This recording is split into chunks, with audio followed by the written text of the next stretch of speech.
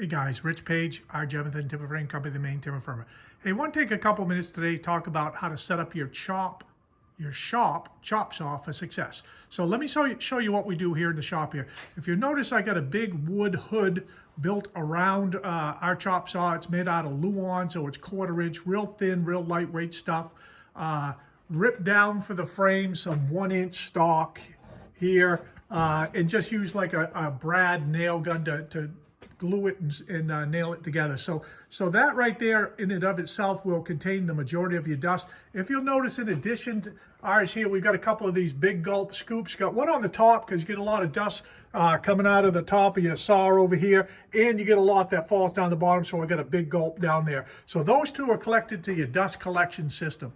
A couple other things to set your saw up for success is every time you come to your saw, you're generally going to go for a square. Dedicate a square, put it, mount it right to your chop saw so it's always there when you need it. Second thing you're always going to need when you get there is a tape measure. Dedicate a tape measure to your chop saw. On the top over here, you'll see I've got a couple pencils. Every time you come to the chop saw, you need a pencil to scribe a line. Put them right up there, and that way they've got a home, and they'll always be where you need them. Coming around the other side here, you're going to see we got some ear muffs. You're always going to use a pair of ear muffs. And then over here, you've got a little brush for the saw. So after you get done, if your dust collection didn't pick up all your dust, you've got a brush. You can sweep it into the scoops, into the dust collection system it goes.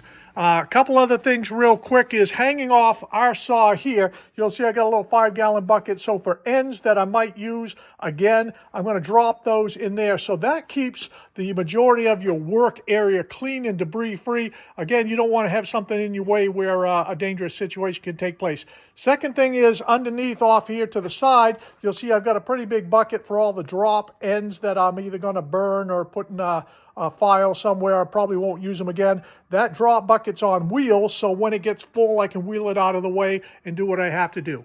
But that's a quick setup for a chop saw setup. Give me some feedback. Click like and subscribe. Thanks, guys.